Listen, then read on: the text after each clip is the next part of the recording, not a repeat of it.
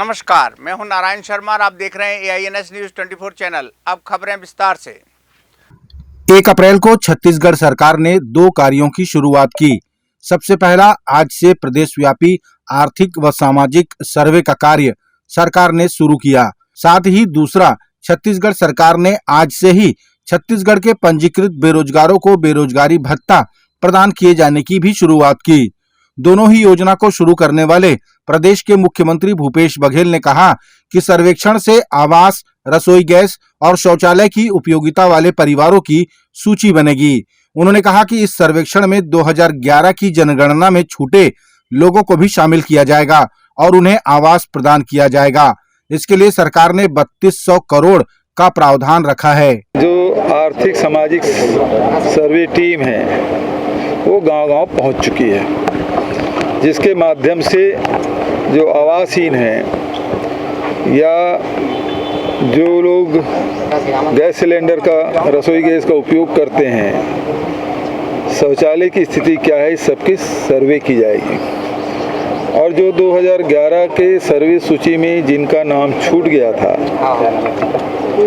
ऐसे आवासहीन व्यक्तियों को क्रमबद्ध ढंग से उनको आवास दिया जाएगा।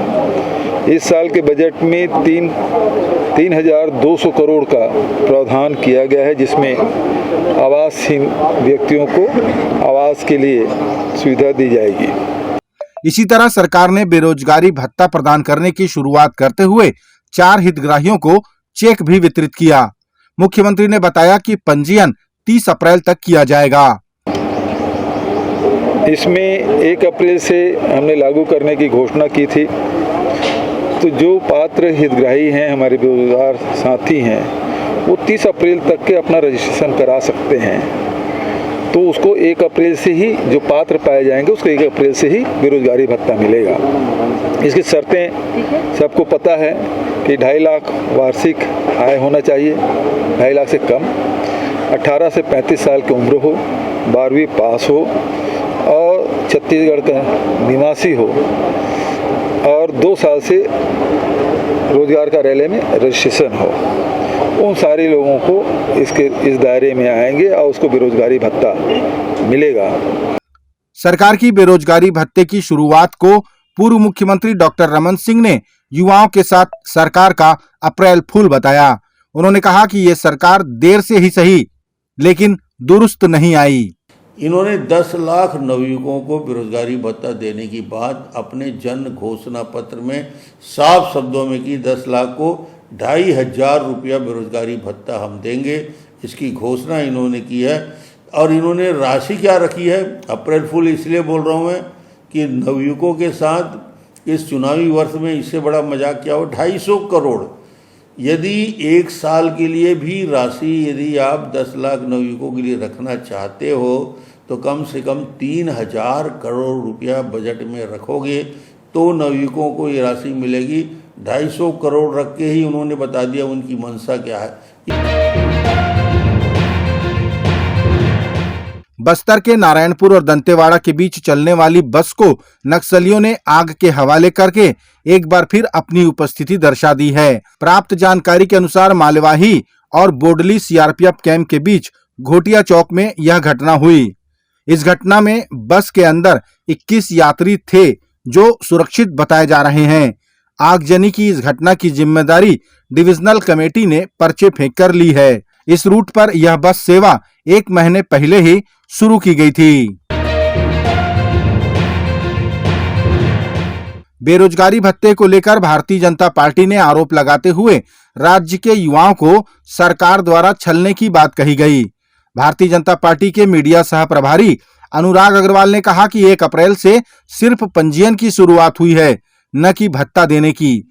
उन्होंने कहा कि सरकार सिर्फ 12वीं पास को ही बेरोजगार मान रही है। 1 अप्रैल से बेरोजगारी भत्ता ये वास्तव में दे नहीं रहे। 1 अप्रैल से ये बेरोजगारी भत्ता का पंजीयन कर रहे हैं। अब इसमें दुर्भाग्य ये है कि ये पंजीयन ऑनलाइन होगा, ऑफलाइन पंजीयन होगा नहीं। मतलब जिन क्षेत्रों में कनेक्टिविटी नहीं है या जिसको ऑनलाइन भरने नहीं आता वो ऑनलाइन भरने का पैसा देगा। दूसरी बात, इन्होंने योग्यता रखी है कि 12वीं पास व्यक्ति को ही बेरोजगारी भत्ता मिलेगा। मतलब जिन्होंने 12वीं पास नहीं की है उनको ये सरकार बेरोजगार मानती नहीं, उनको बेरोजगारी भत्ता देगी नहीं। तीसरी बात, इन्होंने बेरोजगारी भत्ता में प्रति माह सिर्फ 20 करोड़ रुपए की व्यवस्था की है, जबकि इनके जन घोषणा पत्र के लिए तो प्रति माह इनको इससे 100 गुना ऊपर 2,500 करोड़ के आसपास की व्यवस्था करनी चाहिए।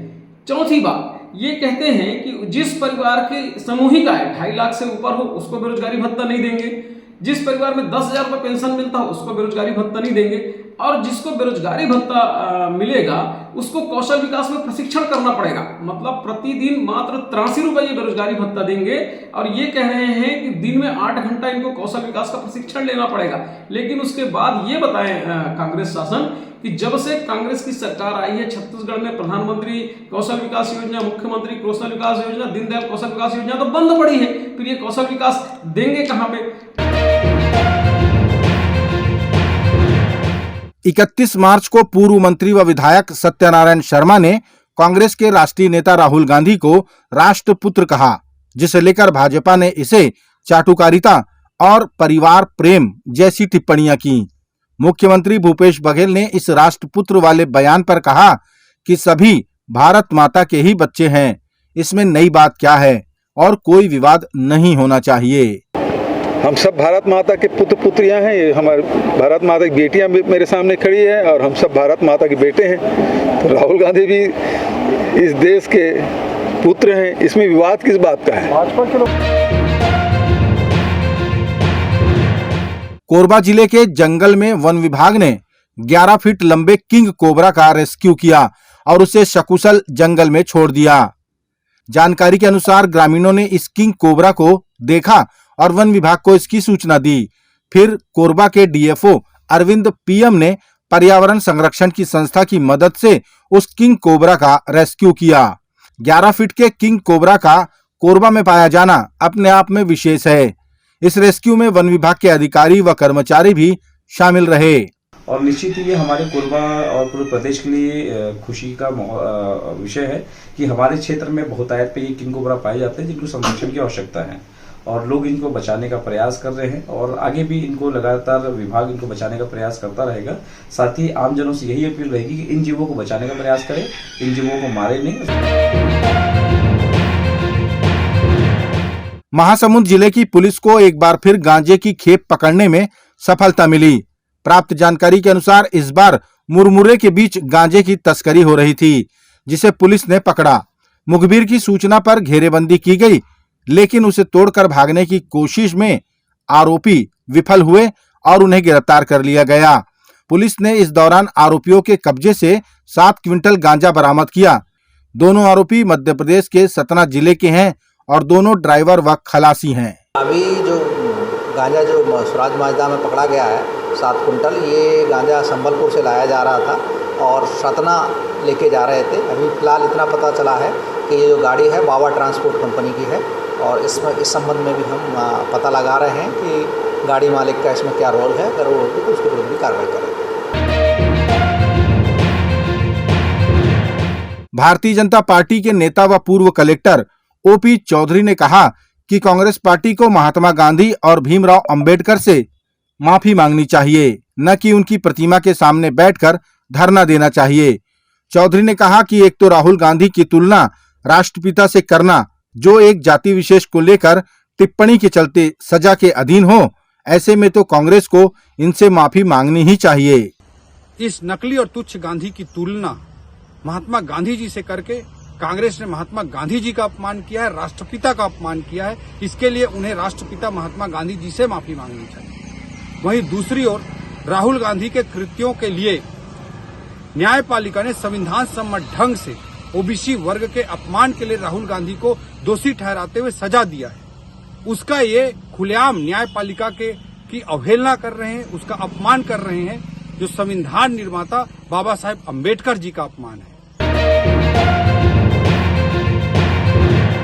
भारतीय जनता पार्टी के राष्ट्रीय अध्यक्ष जेपी नड्डा छत्तीसगढ़ के सभी सांसदों की बैठक लेकर जनता के बीच जाने की रणनीति बना रहे हैं। जानकारी के अनुसार सभी सांसद केंद्र सरकार की योजनाओं को लेकर जनता से रूबरू होंगे। मुख्यमंत्री भूपेश बघेल ने भारतीय जनता पार्टी की इस योजना पर कहा कि केंद्र सरकार की कोई उपलब्धि नहीं है, वह सभी क्षेत्रों में नाकाम रही है। उपलब्धि क्या है भारत सरकार की? नोटबंदी, जीएसटी, महंगाई, बेरोजगारी और नफरत फैलाने की। लगातार यही उपलब्धि इनकी रही है। इसके खिलाफ भारत जोड़ो यात्रा में राहुल गांधी जी पद यात्रा किए, लाखों लाख लोग उस यात्रा से जुड़े हैं, उससे भयभीत होके ये कार्यक्रम लिए हैं। आखिर किसानों के बीच में क्या, किस बात को लेके जाएंगे? क्या आय दुगनी हो गई? क्या 2 करोड़ लोगों को रोजगार मिल पाया? क्या महंगाई कम हुई? जब सारे क्षेत्रों में नाकाम हुए हैं तो किस बात को लेके जाएंगे? कोरबा जिले के सुतर्रा में स्थित एक इलेक्ट्रॉनिक दुकान में भीषण आग लग जाने से लाखों का सामान जलकर खाक हो गया। रात 2 बजे लगी इस आग को आसपास के लोगों ने देखा और 112 को सूचित किया। दमकल विभाग की 5 घंटे की कड़ी मशक्कत के बाद आसपास के लोगों की मदद से इस आग पर काबू पाया गया। ये थे आज के प्रमुख समाचार। आप देख रहे थे AINS न्यूज 24 यूट्यूब चैनल। कल फिर मिलेंगे ताजा तरीन समाचारों के साथ। तब तक रोजाना की खबरों के लिए आप हमारे लोकप्रिय यूट्यूब चैनल AINS न्यूज 24 को सब्सक्राइब, लाइक और शेयर करना ना भूलें। नमस्कार।